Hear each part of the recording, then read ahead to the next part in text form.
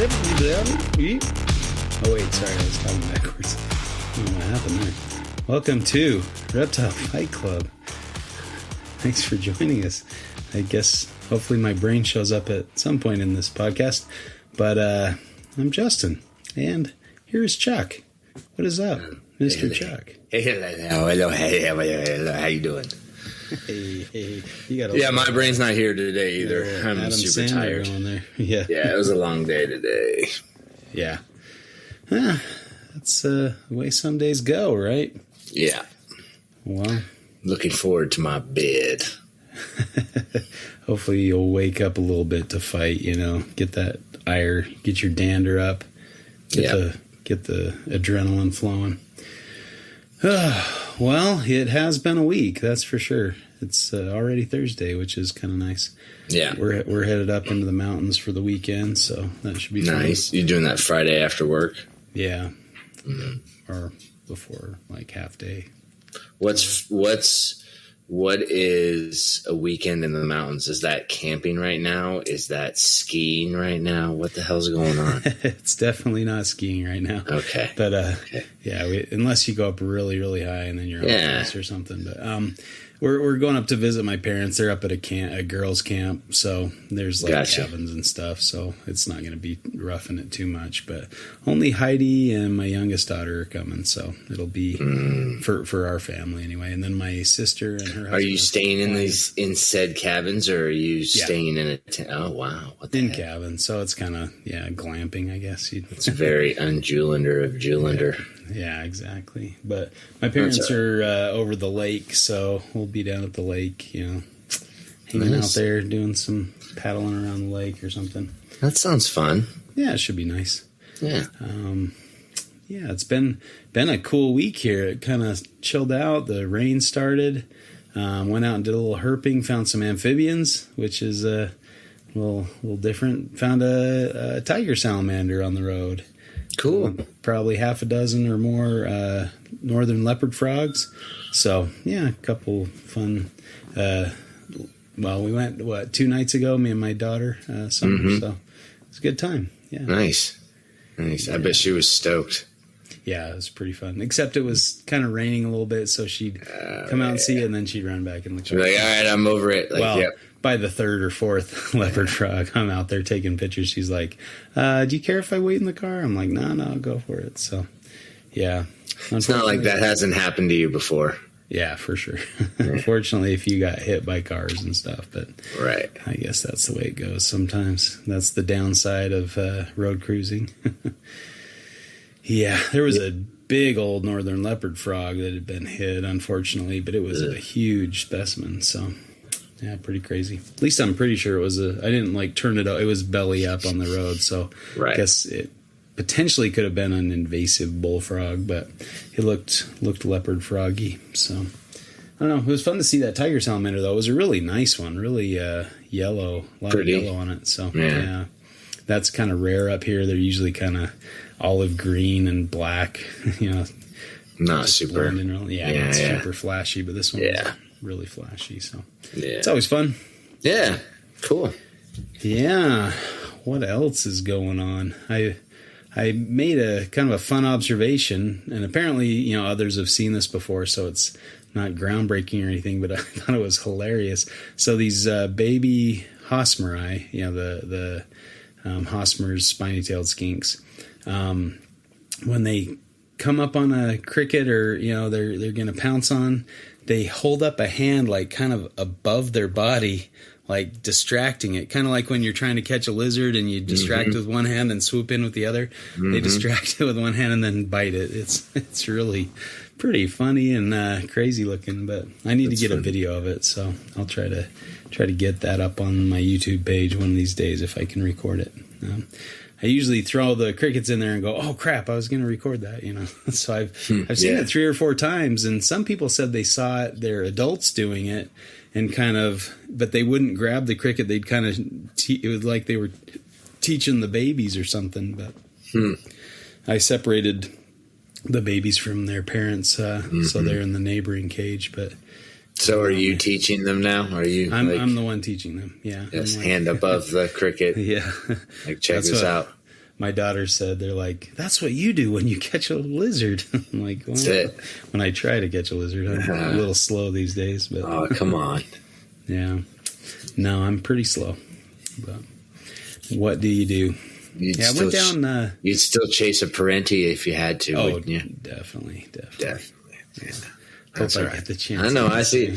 I know how to motivate Julinder. Oh, yeah. And I know how to get your competitive spirit into gear. Yeah. I've been riding my bike a little more. I've been riding to work and back. Yeah. About, maybe 18 miles round trip, so not too bad. And then that's pretty good.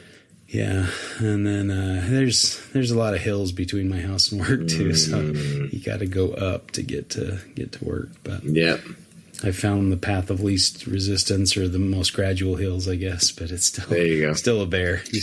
For sure. It's not going to be easy in your neck of the woods for sure. Yeah, but yeah, it's hopefully I can get into shape and be able to chase some parenti soon. I feel like you probably could chase some parentis. Now. I haven't ran for a while, so I could swim after a marathon, water monitor or something. You feel like your swimming endurance is still. Yeah, it's all right. It's decent. It's all right. Like, what is that? I mean, I can go a couple thousand yards without really getting too. Then your cardio's good, man. It's all right. Running and swimming, I found take different different breathing and I find swimming much harder for me. Yeah, it takes much. I mean, I can swim, but it takes. Yeah. I like by the end, I'm dead, man. Like because I don't train my cardio that way. But put me on a machine and I can motor my way through it. I think the better technique you have, the longer you have to go and the more you have to swim to get much of a workout if you have lesser skill, I guess, in the pool. But yeah, it's the way it goes, I suppose. I never claimed to have skill in the pool, so. But I just don't want this inner tube around my middle anymore. But that proves to be very difficult. And I like to eat. I like my food. I like my treats. So yeah, it's a pretty fair trade. I don't know. I'm not obese by any stretch, but I'm not skinny. I was seeing some pictures of probably maybe 8 years ago or something. The last time I went into my doctor, he was like, "Mr. Poland, you're obese." I'm like, fuck. Yeah. It's funny how easy it is to fit in that category after 40. I mean, I'm down to 180 now, and my BMI is 25 point something, which is in the range for my age. Yeah. And I feel like my body type's pretty typical, so the BMI probably applies. So maybe I fit into that. I don't think in general BMI is a good indicator of stuff, just because people are so different, and it's kind of a whack way to measure shit. Yeah. But I mean, I guess if there's a marker of trying to be in the middle of the road for my age, I'm checking the box, I guess is what I'm trying to say. Yeah. Well, here we go talking about old people stuff again. I think we spent a lot of time on that last week. Sorry, listeners. I'm sure none of you are young and geriatric reptile fight club. Yeah, they're like, get through this nonsense and talk about reptiles. But anyway, I went down to kind of central. Well, I guess a couple hours south of me, and then kind of out in the West Desert. Out by the Salt Lake, out by the Salt Flats, that kind of area. Just maybe south of the Salt Flats, where they do the racing, in Utah. Yeah. And it was really hot and dry. I went down mainly because one of my buddies was in from Texas, so I went to hang out with him. And so, Anson, we had him on the podcast at the Reptile Show, but his brother, his older brother, was out visiting his kids who lived down in Provo area. So picked him up. We went out in the West Desert. There was a toad migration out there. I was hoping to kind of catch the tail end of that, but it was in the news, and it was probably reported, few days after. Days late, happened, yeah. And then, you missed and it. then I got there a few days after Yeah. the story, and so it was like, I didn't see any toads. Saw a couple lizards. That was about it. We did a hike. He's not from Texas isn't very mountainous where Dallas area, so he was awestruck by the mountains and stuff. It's pretty fun to see somebody get excited about your home state. But it was fun to hang out anyway and get out there. But a little too hot and dry for much activity, especially early on. And then I had to wake up at like 4 to go pick up my daughters in Idaho. So I think I rolled in about 1 a.m. because I had that 2.5 hour drive after I dropped off my buddy.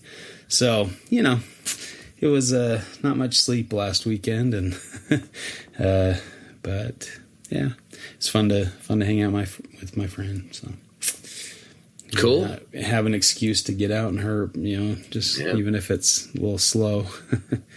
I thought we'd see at least a snake or two on the road, and now it's raining, so down there might be much better for like milk snakes and stuff like that, but. I don't know. It's raining hard though, man. It downpoured here. It was pretty crazy. Yeah, Utah, you don't get much rain. It's not in the really summertime. It's not. Yeah, especially in the summer. I mean, once in a while, but it's usually just a sprinkle. Like most Utahns don't own an umbrella or carry around an umbrella or anything. So we're not really a rainy state, but we get most of our precipitation in the form of snow. So it's been kind of nice, having a little break in the 90 plus degree days. And do you feel like though that is it humid? It gets a little more humid, but not a ton. I mean, when it rains, it does, but other than that, it's pretty. We've been having a lot more humidities in our summers than it used to be a lot drier out here, but it seems like the past at least 3 or 4 summers, like we have this period where just the humidity is just like not normal for this area. Yeah. So maybe that's our new normal. Who knows? Yeah. Well, we did schedule some really great guests for our next recording. We did. Tell, Justin. Well, I'm not going to tell. This is a teaser. What? This is not a tell-all. This is Tease a teaser. me then, right Justin. Here. Tease me. I told you. I wrote you a message, but you probably didn't look at it or something. Listen, this is for theater. You're supposed to go along with it. Tease me, Justin. I am teasing you, but they're gonna. It's gonna be a good one. So, hopefully it happens. One of the guests was a little on the fence. We were trying to goad him into coming on, and that didn't work. He's not being goaded. And then, and then I guess he was able to be talked into it by the other guests. So nice. Should be a fun one, but some fun characters for sure. We'll leave it at that and let you guys guess who it is. But excited for that. I think we're going to take next week off, but I don't know. Maybe I'll record something at Carpet Fest. That'd be kind of fun. When it won't be the same without you. So just go book a ticket. Get out there. No, I don't think that's gonna. It's totally cutting loose at work, so it's not working. It's understandable, but I'm excited. I'm excited to get out there. My Carpet Fest shirt came yesterday. Came already? Nice. Well, when is what? But right. It's now. It's here and there. My green diamond python shirt. So. Sorry, Eric. It's pretty. Are you gonna? It's cool looking. Yeah. Are you gonna run up and shove money in Eric's face and be like, "Hey, can I get my shirt now?" Oh no, I'm going to be very indignant. Like, where is my shirt? Shirt. Yeah. I have arrived. Please shirt me. I'm going to come shirtless, just to rub it. Like, oh, and you promised me a shirt. Yeah. Mac and Wookie shower me with grapes.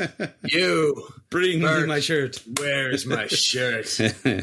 Oh boy, that's what they think I'm out. I don't know that the Podfather will ask one question. Yeah, I heard one. I heard one carpet head jumping off your roof totally cinched the game there. Eric said DEFCON 1 at Carpet Fest. Oh yeah, they're pretty soon it's going to be like everybody rolls up in the Hannibal Lecter style. Yep, that's right. Straight jacketed with the. The wheel, the little dolly. With the dirty spit mask and everything. Yep. That's how we need to wheel in Owen to Carpet Fest. Brought to you by Mutton Restraint Gloves. Mutton restraints. When you're afraid your friend might be a cannibal, use mutton restraints.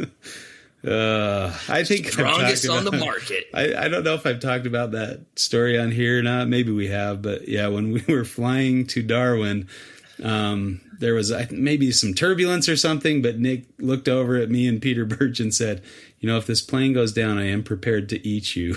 I'm like, well, first you'd have to catch us, man. Dude. I don't know why you assume you're going to be the one that comes out on top in a cannibalistic struggle. Like, I can run pretty good.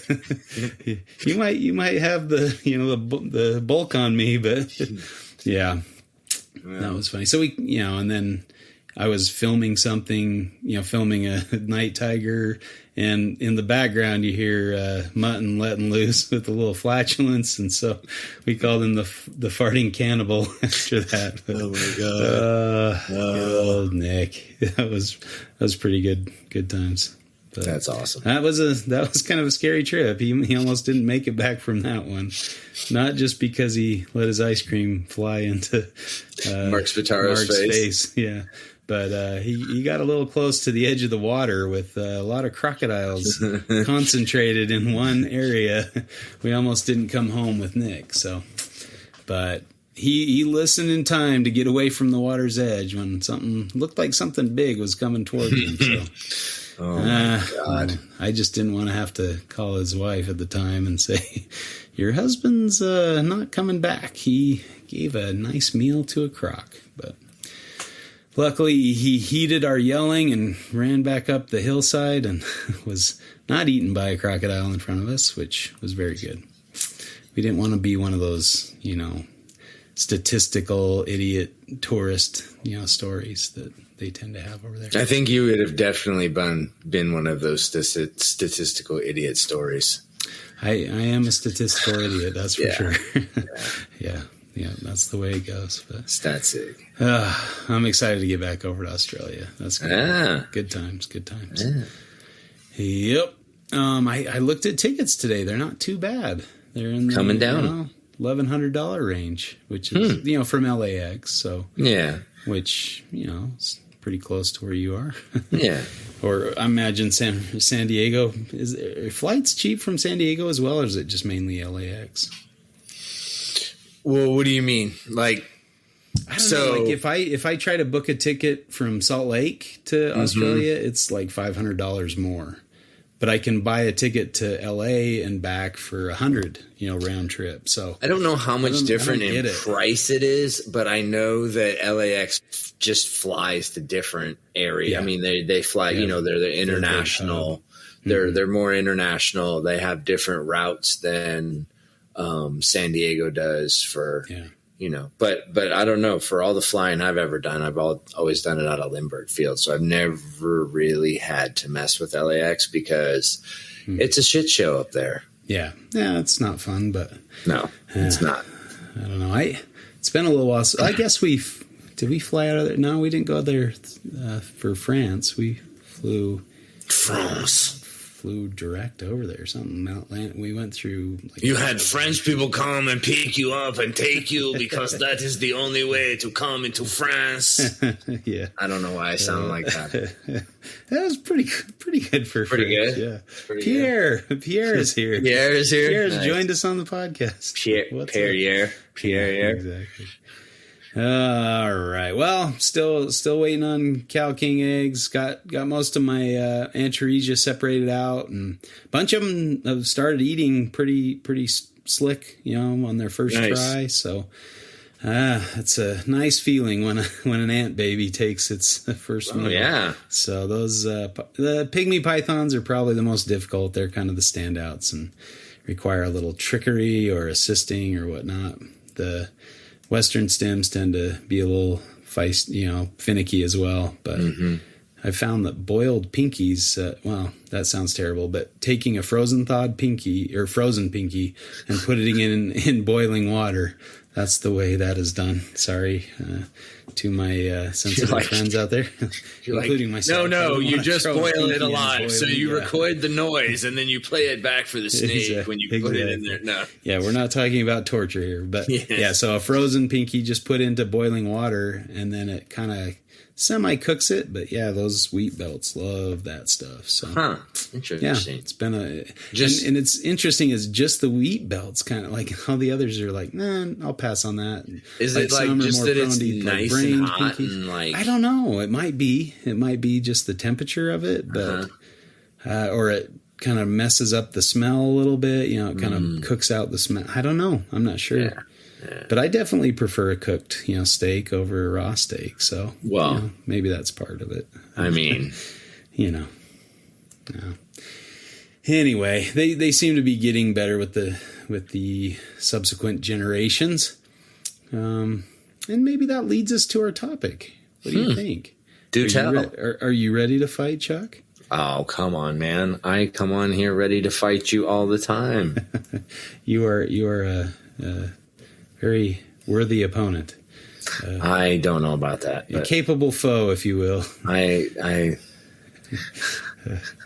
No, I don't know. Well, I mean, all those martial arts. I was gonna say I'm easy prey. I'm a soft target for you. No. You just lay over, expose your belly. That's it. Eviscerate me. I'm ready for it. That's right. Oh no! Take my lashes.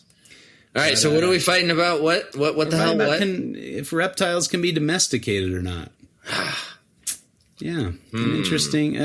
This one kind of came up when I was listening to Will Philippek on Morelia Python's radio. He was talking to Rob and Eric about, trying to see if pythons could reproduce at any month of the year. Like if that's just something that maybe ball pythons are in that class, and if that's something that can be done just through domesticate.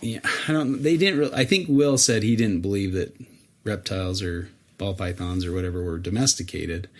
And, I guess it depends on what kind of idea or theory of domestication you subscribe to.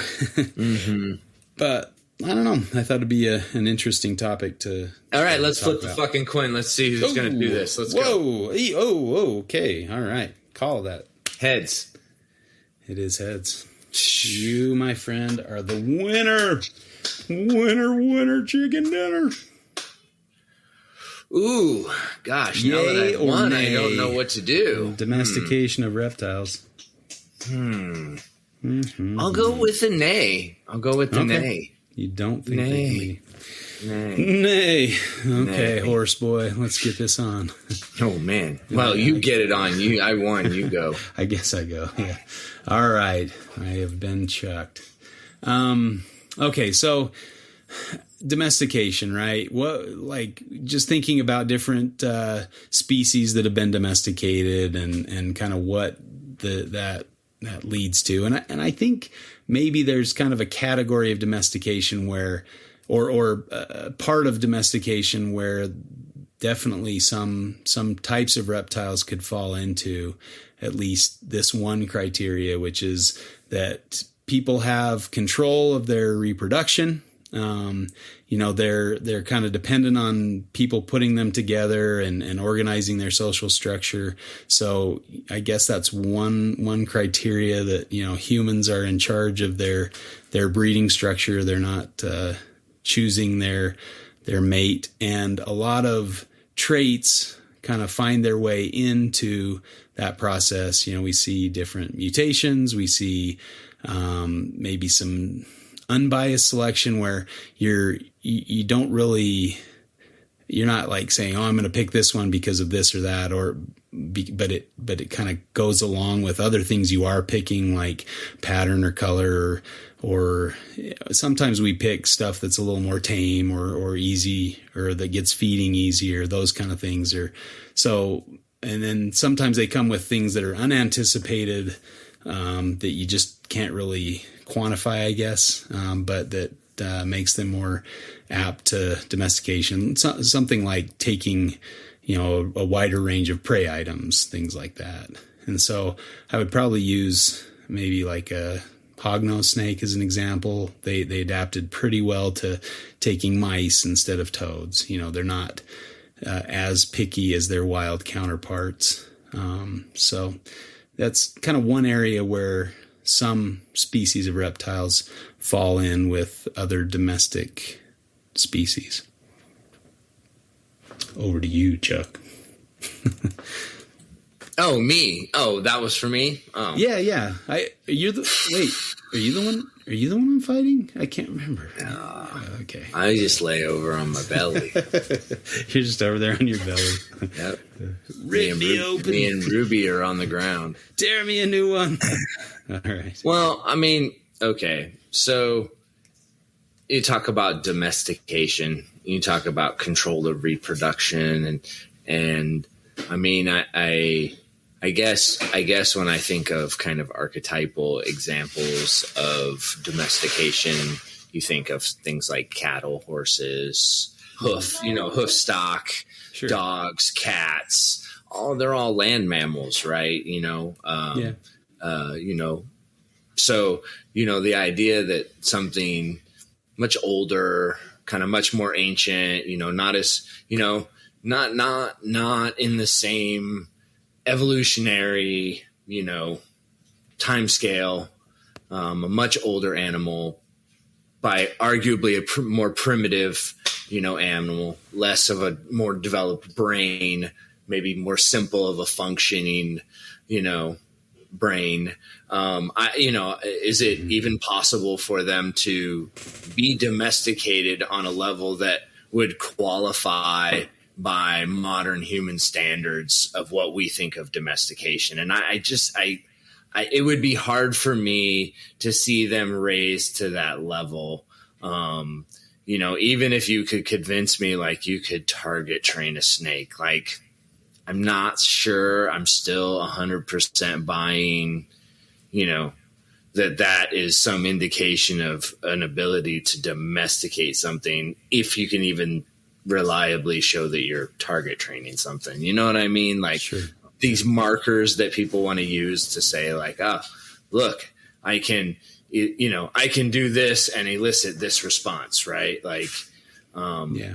And certainly, I mean, go ahead.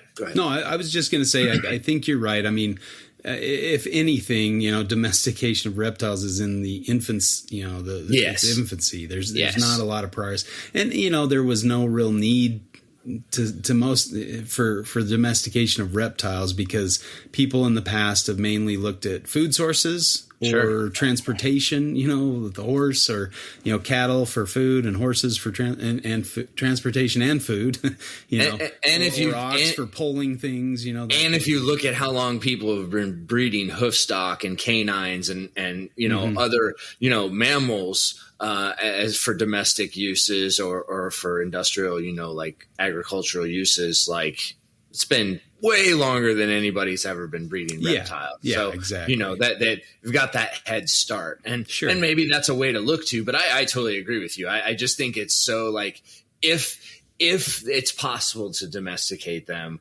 we're so in an infancy with it that it mm-hmm. would be hard to, like, how do you measure that? How do you, like, sure. what would that look like? And, obviously, like, ball pythons are probably our best, like, thing to see what happens when we breed a bunch, and clearly you kind of see this where the mutations just start to show up all over the place. Mm-hmm. And it's more and more, and obviously, like, when you start making combinations, leading to new things and making more combinations. But I guess, is that domestication though?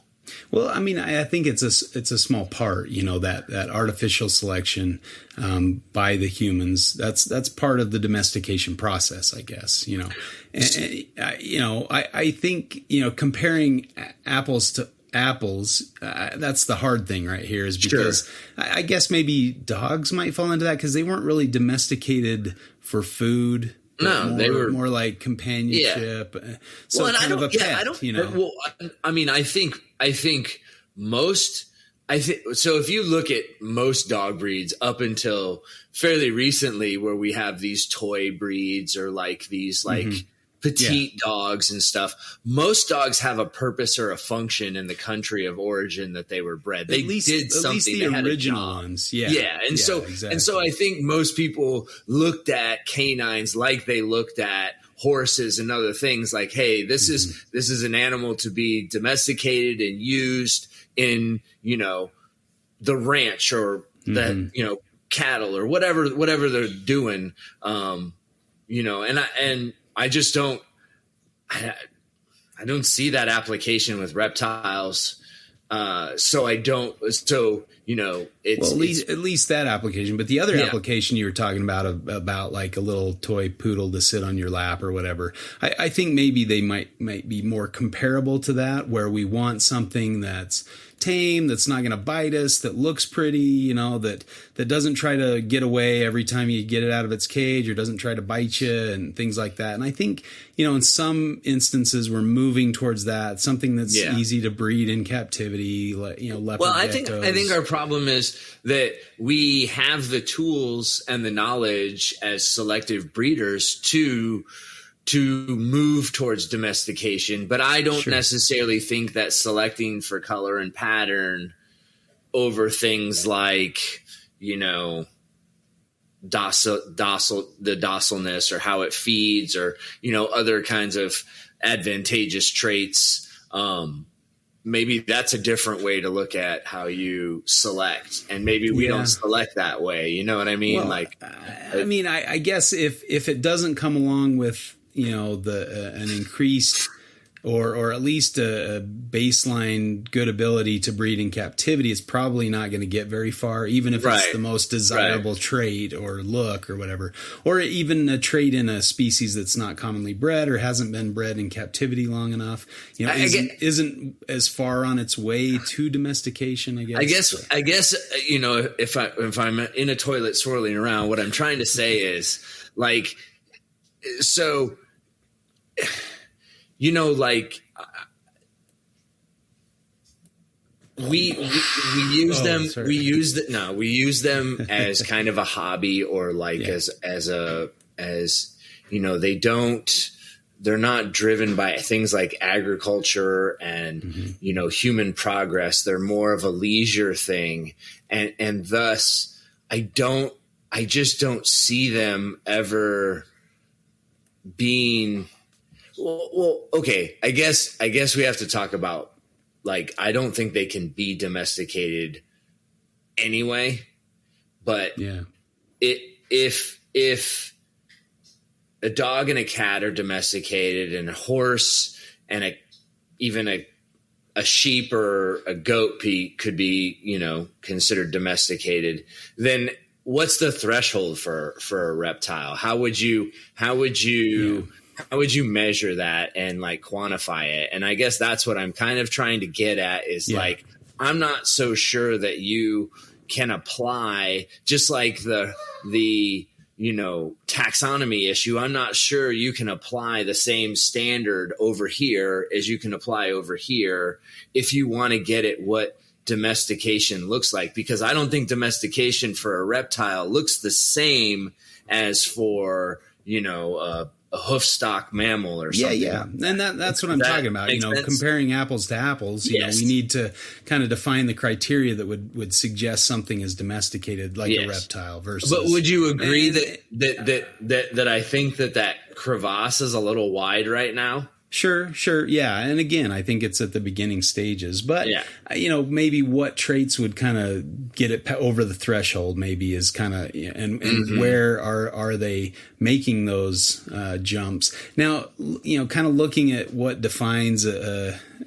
there's talk about like a reduced limbic brain in domestic animals. Like they'll compare a domestic dog with a wolf, or a domesticated pig with a boar, you know, wild boar, and their brain is actually smaller. So, you know, being trained or being able to be trained or whatever, by humans or living with humans, I don't know that that's, necessarily a good benchmark for domestication necessarily, because actually domestic animals are maybe somewhat dumber than their wild counterparts. They don't need a larger brain to stay alive in the wild, right? They have it a little easier in captivity, so they kind of lose the need for that part of their brain, and so their brain shrinks demonstrably, right? So that's part of that. And that, I don't think we've necessarily seen that or maybe even looked at that, and that probably takes, hundreds of thousands of years, millions of years, I don't know.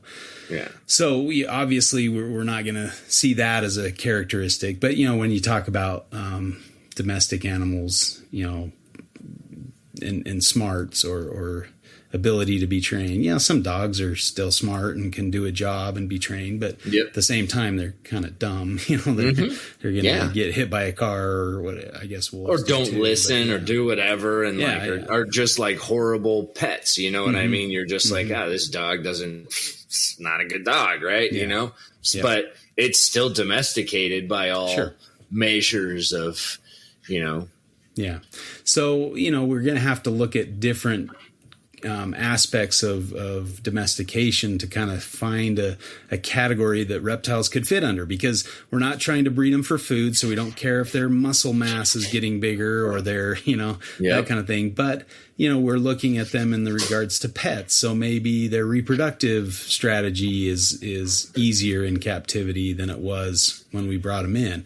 And ball pythons definitely fall under that, right? For sure. Yeah, they were almost impossible to breed back in the day when they were just imported from Africa, and people were like, could never breed them. They were the hardest thing to breed in captivity back at the time, and they were considered a trash snake, and then people like Barchek and McCurley and all those guys that were breeding ball pythons or had some interest in ball pythons back then, where the bulk of people weren't really that interested in them, started producing some shiny, animals. Then they found a way, and now breeding is commonplace, and anybody can breed a ball python, especially one that's been captive bred and over multiple generations. And I guess that's another kind of question mark on it is domestication just a matter of like number of captive generations under your belt, or do you have to really you have to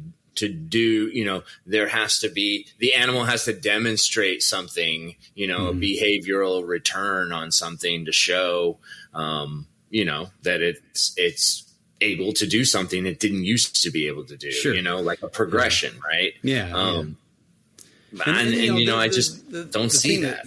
The thing that sparked this was kind of the discussion on, if pythons can breed any month of the year, right, in captivity. If you can set it up, like with ball pythons, there, clutches have been recorded in every month of the year. And the question was, do they do that anyway? But I believe there's a distinct seasonality in Africa where, in their range, where they have a wet and a dry season, they have a reproductive season, and it's all tied to natural events and things like that. So, and look, man, to me, it's just like, when you have animals outside, and I've got, a couple of pairs of animals in cages outside, you pay attention to what the weather is like day to day, and you really realize, holy crap, these things actually go through, in the winter. I would say they have even in San Diego, probably the mildest, winter in North America, except for maybe, Florida, south of us a little, but,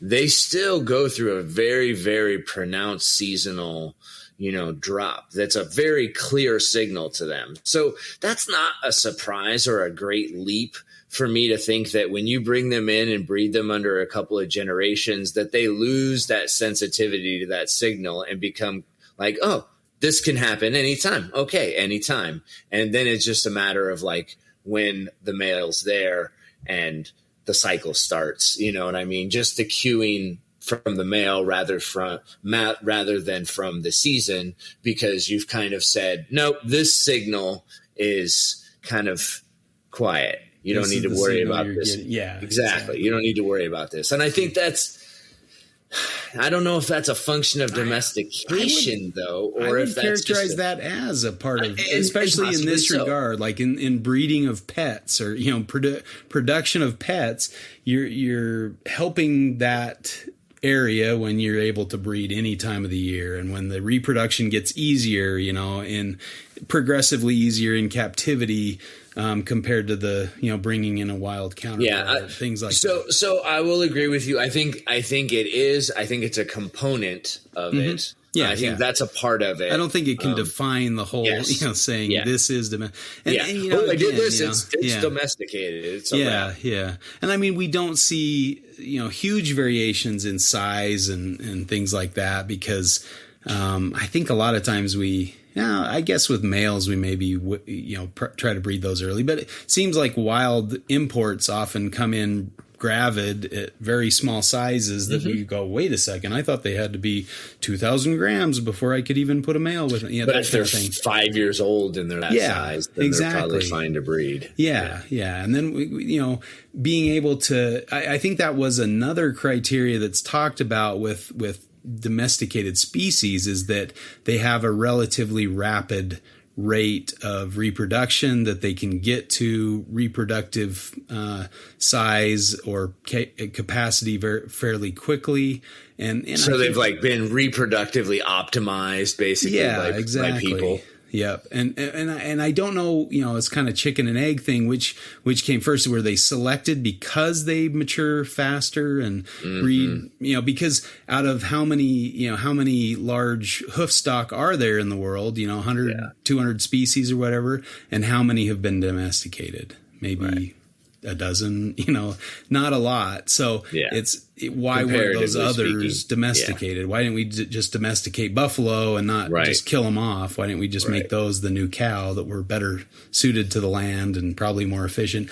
Another thing is efficiency, and reptiles, of course, are very efficient at, they can reproduce with fairly limited, input, I guess you'd say. So, you're not having to, well, at least some species. Of course, this depends on a lot of different factors, but that was another one that they're and again, that's mainly for food items, what you're trying to eat, and so that doesn't really apply to reptiles. And I don't know if we have like a domestication category for reptiles or a well defined, because we just haven't. Nobody's tried to domesticate reptiles, at least to my knowledge. Maybe alligators. Could alligators be considered domestic because they've been bred for skins? Crocodiles and alligators. I don't know. I mean, I'd have to look at some literature to see, if they're changing in their reproductive strategy, or if you can get, babies and eggs and things like that out of them more frequently, or if they're just wild animals in a box, because I don't think that necessarily, just because you can breed them in captivity, that doesn't make them domestic. Or just because you can tame them down, tameness does not equal domestication, right? So something has to change between their wild counterparts and them, To me, domestication is a change from their wild type to something that serves a purpose to humans. It has to serve a purpose to humans. And so I guess you could say that reptiles do such in, a, casual enjoyment manner, like a toy poodle. Or exactly. Like a cockapoo. Yes, exactly. Yes, exactly. So, I mean, and obviously that's kind of a byproduct of another domestication event in the dog. And the dogs probably hung out with humans took advantage of humans where they fed on their way, the byproducts and things, and kind of hung out because they were getting free meals. And then over time, I'm sure that's exactly how it started, is they used the food to get them to come in and started to form a relationship, and probably stole some puppies, and now they're genetically distinct from their ancestors that they came from, the wolf or whatever that they were domesticated from. And so they're no longer wolves, and we definitely haven't seen that in reptiles. Although I don't know if anybody's compared, wild leopard gecko with their captive counterpart and compared I'm sure there'd be plenty of genetic changes. Yeah. And whether or not those genetic changes mean anything, that would be kind of hard to say without an extensive knowledge of the leopard gecko genome. We may have the leopard gecko genome. I don't know. I imagine there's a few that have been sequenced as far as captive reptiles, and that would probably be a very good candidate for that. Mm-hmm. So that'd be an interesting comparison to see if you see huge differences in the genes of a captive versus a wild leopard gecko. And obviously we've found that there are some genetic distinctness between different leopard gecko species, and that those were not known at the time of bringing them into captivity, and so different species have been kind of mishmashed and mixed together. That could play a role in that as well. So I guess defining a change that has some kind of measurable phenotypic characteristic, that's difficult to do. But somebody like Ben could probably do that. But anyway, that's just kind of the thoughts on that. There is some kind of genetic change that occurs that separates them from their wild counterparts. Mm-hmm. And it's you just think about dogs and just how long dogs have been with humans. I just think that yes, it's a function of environment, but it's also just a function of time and generations. And, those types of genes don't change like that overnight. Sure. Yeah. Sometimes there can be more rapid changes, but we're talking, probably decades rather than, although there was that study on those lizards on the island where they stuck some lizards on an island and then there was like a war in the Soviet Union area or something, and they weren't able to access the island. They came back like 10 years later, and the lizards had adapted and like taken over a vegetarian lifestyle. Their whole intestinal tract had changed in size and shape, and to digest plants versus bugs, because there weren't a lot of bugs on the island, something like that, where they saw those physical phenotypic changes in a relatively short amount of time. And I guess that the old saying, nature finds a way, Dr. Malcolm. So, yeah. So, I think some changes probably could happen relatively rapidly, or they just die out, So, how that could translate to captive animals is probably, difficult to say, especially in regards to this discussion. But I don't know. Yeah, it's the dog, and I think 15,000 years ago, they figure that the dog kind of, started the domestication process. So they've got about 14,800 year jump on us. I don't know if we've been breeding ball pythons for 100 years even. So 14,950 year jump on us. So who knows what will happen in another 14,000 years, but maybe all those snakes on YouTube that have arms and legs drawn on them will actually have arms and legs at that point, and they'll be walking around with a little top hat, doing all the shit that we do to them that reptile people hate. They'll just do it on their own. And they will be derpy, and they will let everybody beat their snoots because their brains have shrunk, from domestication. Exactly. Yeah. And then they will cry out, "Are you not entertained? This is not what you wanted." This is what you wanted, yeah. Oh, man. Yeah, so could happen, I'm just saying. Hey, if we're around in 15,000 years to see, that'll be... Boy, I'll definitely be the get off my lawn guy by then. 15, we'll be heads in jars like on Futurama or something. Yep. Oh boy! These are the two grumpiest men on the snakes with legs. Yeah, I don't know. Those are the grumpiest two men with their heads in jars. Yep, exactly. Well, I don't know what other thoughts do you have on this. I think I think about chickens. Again, that's for food. We're using them for their eggs, but they can pump out eggs like nobody's business. Now, I think there may be a case for like venom extraction where you're using a snake to extract for venom, so it has a use. Now, I don't know what domestication would look like, but that's definitely a good example of a reptile that's directly being manipulated by people for a human gain. Sure. I would expect you would see probably increased venom production. They could produce venom quicker than their wild counterparts. You might see, however, changes in the venom, which could not be good. So there would have to be some selection. So you keep the venom so it protects against, produces antibody to protect against the wild envenomation events.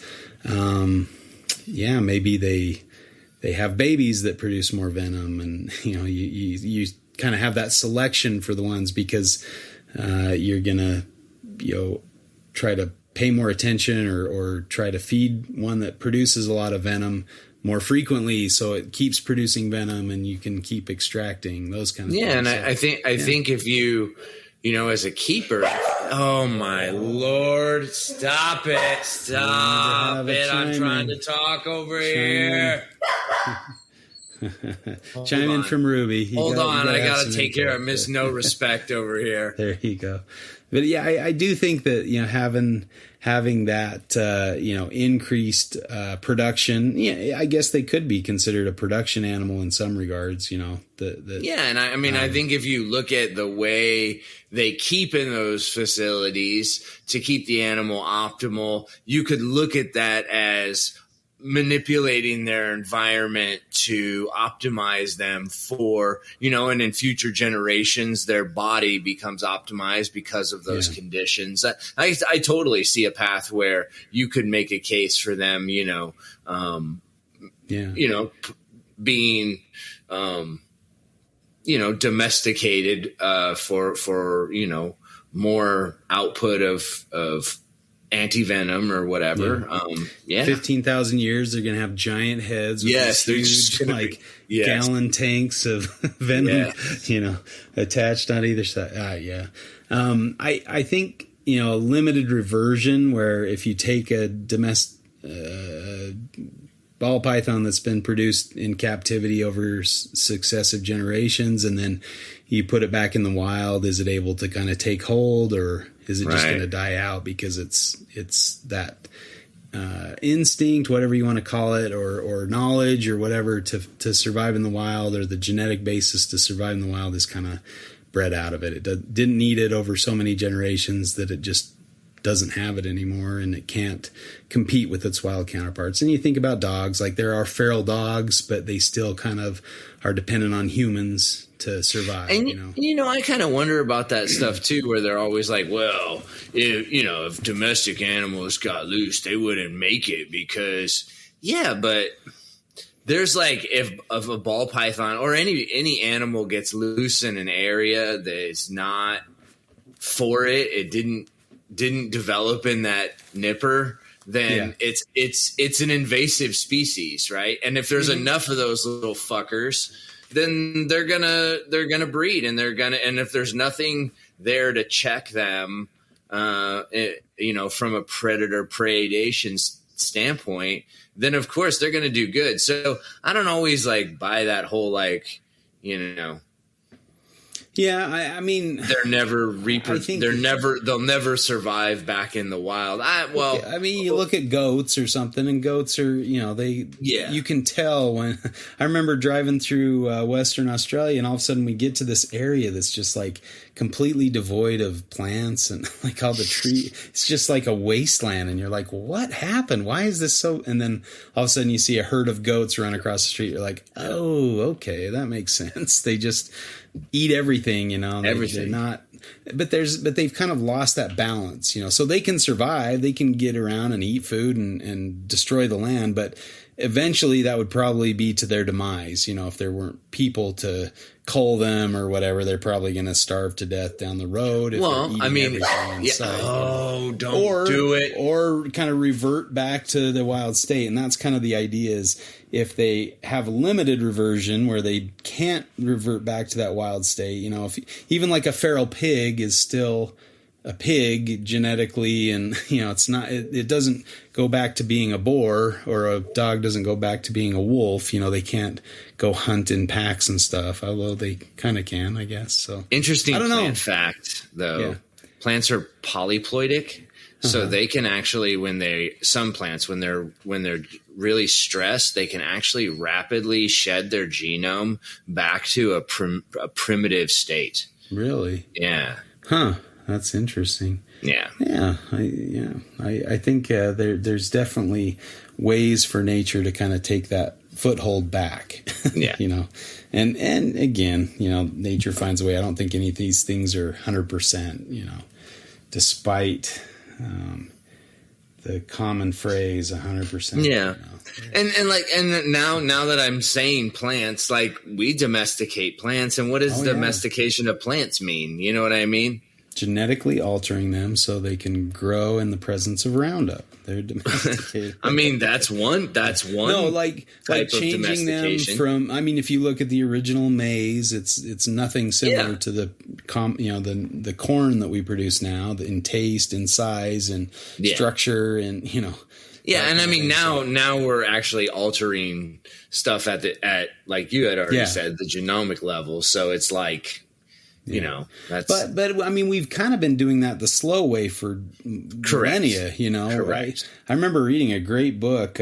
What's his name? Starts with a B, like Borman or something like that. I can't remember his name. Anyway, he was out working with wheat, doing experiments with wheat, trying to grow shorter, thicker stalks so they didn't blow over in high winds. You know, they're disease resistant, so he's selecting strains that would not get infected by these different fungal pathogens of wheat, and it was really cool. And he developed all these great strains and was trying to, you know, basically give them away to other nations to let them see the benefits of this. You know, buy this wheat, but then they we don't want to use your American wheat or whatever, and they had famines and stuff. He's like, I tried to give you a good wheat, you know.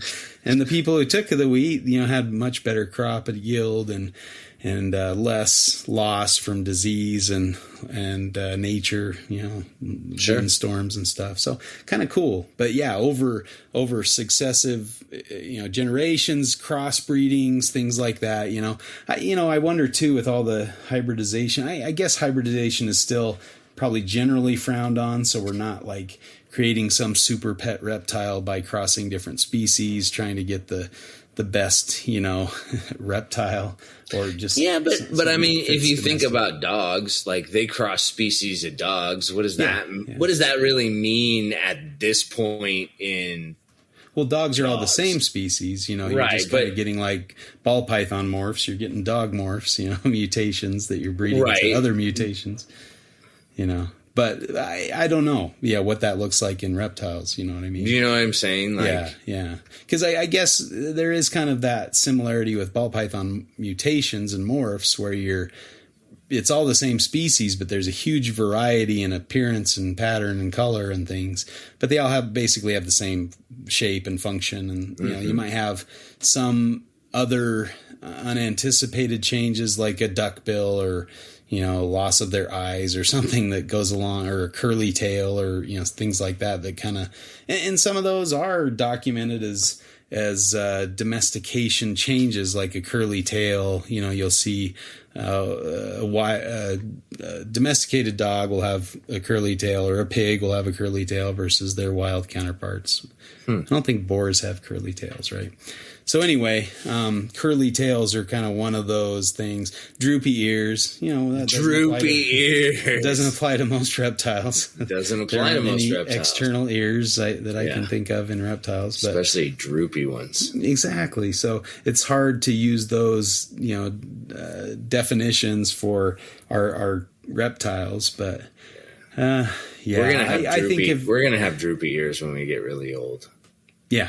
when we're men domesticated. have droopy ears. Yeah. In 15,000 years, all humans are going to have droopy ears. Because we've lost our wild ways. We've lost droopy ears. We're getting dumber. Our brains are shrinking. We're not going to have the will to survive in the wild. So if things get tough, we'll just be heads in jars with droopy ears and piebald faces. Do the ears stay in the jar or like? Do they droop outside so we can hear up what's and out? said? It's like they're Look out. at that hideous. He has no droopy ears. He must be really old. Yeah. I don't know. So, I guess are humans domesticated? We're not. I guess who are we working for then? I guess. Yeah. Who are we working for? The government. The government's trying to domesticate us. Oh my God. I think our limbic system is firmly intact, and as evidenced by all the limbicking out there. Yeah. Clearly. I can't think of anything else. I think that's this topic, but if anything, we're in the beginning stages, and I think that's definitely the takeaway here. But maybe on the path. I think it's conceivable Here that he we goes could be with on his the path bullshit towards. Oh boy. Okay. All right. Well. No, look, see, now I paused him. He was gearing up, dude. He was like revving the engine. He peeled out and then he hit that, and now he's stopped. And now he's trying to get the if you truck don't want to hear it, again. I'm just saying, it just seems like that's what just happened. I'm just pointing it out for the audience in case they didn't catch it. Oh boy, throwing me under the bus like that. No, I definitely think I drove over you with the bus. There's a case to be made that we're on the path of domestication. That things are getting easier to breed in captivity. They're being maybe less similar to their wild counterparts in some ways, especially over successive generations. We're actually producing different species through hybridization. Pretty much once you take something out of the wild, the natural system where it lived is not having influence over it, so you're basically changing it from the get-go. You're the one selecting, not nature anymore. So I guess in that regard, it's on the path to domestication, or at least taming. I don't know. Mm-hmm. Taming's not domestication, or not taming. I don't know. Maybe some still retain their wild state. Well, I mean, I think taming is part of domestication, just like reproductive control is part of domestication. Sure. Yeah. I think different behavior, the shrinking of the brain, domestication. Mm-hmm. Yeah. So I guess until we see those things, we probably can't say they're domestic. So I guess technically you might win this one, but yay! Then again, you won the coin toss. So that's right. You took the easy one.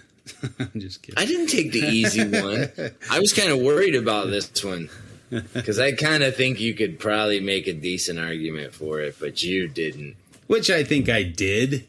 All right, maybe you did. I'm just not trying to give you credit in the end. So I look some good better. Facts here. You did. No, it was good. It was good. I think I think you have to kind of know the audience that you're talking about, and obviously, like as discussed, plants have their kind of nipper and domestication, and animals like hoofstock and dogs and cats, and they have theirs. So I guess I just kind of have to need to figure where reptiles fit in. And then are we talking like, each individual species being domesticated, or is there a marker, for, like, do we start a pool? Like these species have been domesticated and these haven't. And what's then it kind of gets into like, the weeds, like you're almost like, because you're right, it's easy because it's just like mostly dogs, cats. I mean, we've got I don't know if wild hamsters are crazy, but you know what I'm saying. They're not. So I always wondered how wild hamsters get along. I mean, I've worked with a lot of captive hamsters, and they are Mean motherfuckers, huh?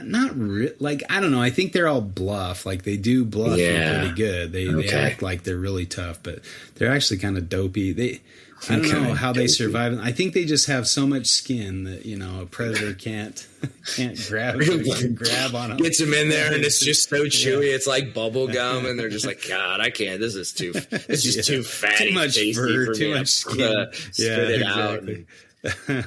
Just kind of shakes it off the saliva and walks off. Like, have you ever seen a hamster swim? They can actually inflate. I have to be honest and say no. No, they can actually inflate their cheek pouches. Like, they have these huge, cheek where they can just shove an immense amount of food.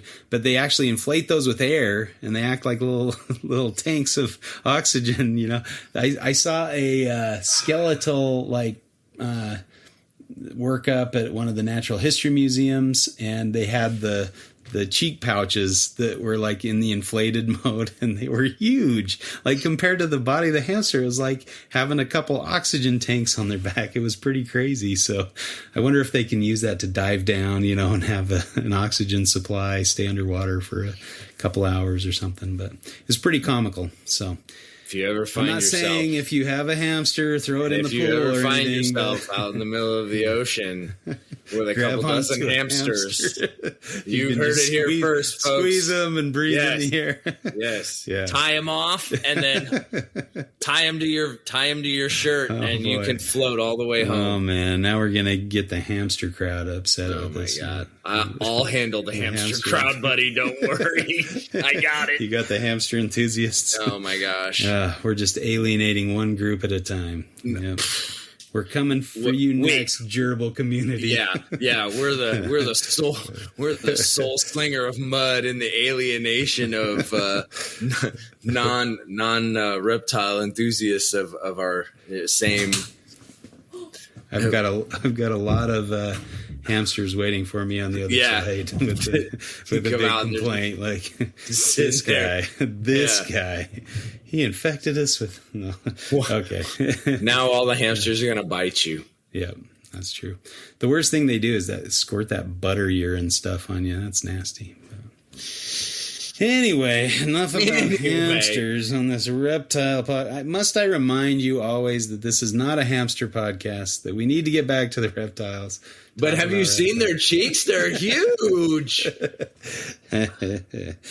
All right. Well, Carpet Fest is coming up fast. If you're listening to this, you're probably already missed it. So I don't know if there's any use in talking about it on here, but I'm excited to report back the shenanigans, the good times. I plan to do a double gainer off of Eric's house into the pool. Oh, yes. He can't stop me. No. If he doesn't have my T-shirt, I'm doing a double gainer into the pool. No. Holding hands. The Podfather told me to say Brandon Wheeler. And I'm bringing as many animals as I please. He can't stop me. Oh, no. No. I'm looking forward to it. It's going to be fun. Yeah. So you're going to be restrained by the Wookiee. Yep. The Mac and Wookiee will. Yep. It's all fun and games until you're hogtied and on the ground by the Mac and Wookiee. It's all fun and games till the Mac and Wookiee takes you out. That's right. And then he sits on you with his ripe, pungent smell. That's right. I had something his Mac and Musk. I had something exciting to report, and I was all what the heck? I was all stoked to and then you forgot. Up on the podcast, and I forgot what it was. I'm an old man. Yeah, me too. I'm losing it. Nah, it's okay. But what do you do? Mm-hmm. All right. Well, anything to throw out there? No. Oh, no, I'm lame sauce. I put up a little, one of those YouTube shorts. Mm-hmm. I've been putting those up weekly. So, if you want to check out JG Jewlander on YouTube, go check it out. And you can, but I've been trying to do like a weekly YouTube short and I call it herping shorts, just to put up little herp videos, herping videos. And, the shorts are kind of in the vertical orientation rather than horizontal. Most of the video I take has been horizontal, so I converted a few of those horizontal to vertical and put up a short video clip of a little Willardi, Ridge-nosed rattlesnake from Willardi. Willardi. Not Willardi, Willardi, because I haven't met many Willards, only Willards. But anyway, this Willardi video, it got like 2,400 views in like one day. Wow. And the most any of my videos have gotten is like, maybe 900 or something over several weeks. And this one got like 2,500 in a day. So I don't know what happened, but yeah, it went viral. Well, maybe very small scale viral. Yeah. Reptile community viral, or what's the dingus's name? It went communicable. Show. It wasn't quite viral yet. Yeah. It got around, but it didn't take off. It's airborne. It's airborne, but not highly viral, contagious. Yeah. It hasn't made the jump yet. I think that's fair. I think you can talk about that in virology terms. Yeah, it's vector borne right now. There you go. I like that. You got to have the correct vector to get it. I don't know how that stuff works, but it's kind of fun, kind of dumb. I put up a video the week before of like a sagebrush lizard, and I think it got like 30 views or something. So I don't know. People aren't as excited about a sagebrush lizard as they are about a Willardi. Well, when you say it like that, I know. Maybe I need my Attenborough voice. Bruh. Not Attenborough.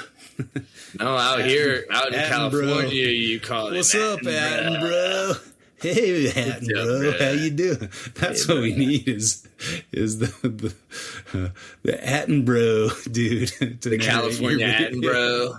Hey, bro, what you this doing? is Davey Attenborough. Check out my video, I feel man. like Davey Attenborough hangs out with Trevor the Naked Herper. There we go. I think we have a niche, a nipper for our future Attenborough herping and videos. Trevor. This is Davey Attenborough coming at you. Oh my god! From the wilds of Arizona. Check out this Willardi. There we go. A new. I started listening to this podcast. It's been around for forever. It's Comedy Bang Bang, but they do these stupid I don't know, like skits voices and personalities. And they had a David Attenborough mimic or whatever. Some guy that was like he was like a 14-year-old, but he spoke just like David Attenborough. He's one of like their family relatives. It was hilarious. But it's just like funny. The guest on the podcast approaches the microphone. It was pretty good. Anyway, been listening to way too much of that. Funny guys. Well, I don't know. Yeah, check out my YouTube page. Throw a couple more likes on there for the Willardi. And maybe the sagebrush lizard, too, while you're at it. Pump those numbers. That poor sagebrush lizard. Do you know how he feels about himself right now?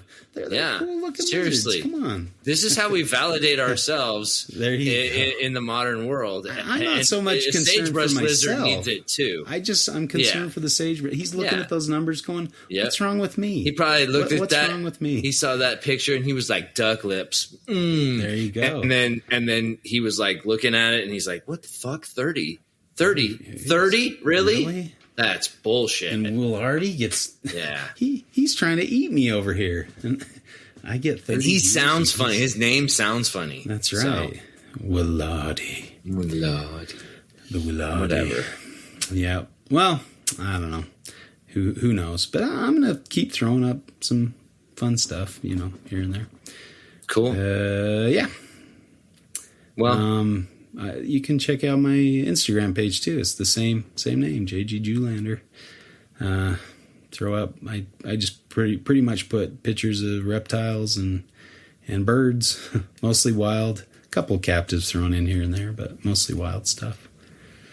And Chuck Norris Wins. If you want to check out Chuck's stuff on. It's all over the freaking place. It's all over the map, man. Yeah. You never know what you're getting. It's a mess. Chuck. It's a mess. Yeah. It's a mess. It is. But it's fun. I like to keep up with Chuck, see what's going through his mind, what's going on. You're one of the few who can still keep up with him, Justin. I don't know about that. I can try, but you're going along at a pretty good clip, Chuck. Hard to keep up with you. It doesn't feel that way. I All right. Well, get out herping. Go out, do some fun stuff. Wait. Oh, shoot. It's like right on the tip of my tongue, that really cool thing that I was going to report here. I'll have to figure it out anyway. All right. Well, I guess that's it. What kind of a lame ending here, but we're going to give a shout out to the Podfather. Get well, man. You need to breathe. Poor Eric, he's having struggles breathing. I think we need to figure out some lung donors at Carpet Fest and at least get him one good lung, where he can breathe and not have some asthma issues. But hope you're feeling better, Big E. We'll see you in a week. Other than that, thanks to Morelia Pythons Radio for hosting our little show, our little wingding here. And thanks for listening to Reptile Fight Club. Catch you again later. Wow, your hamster cheeks are huge. Fight Club.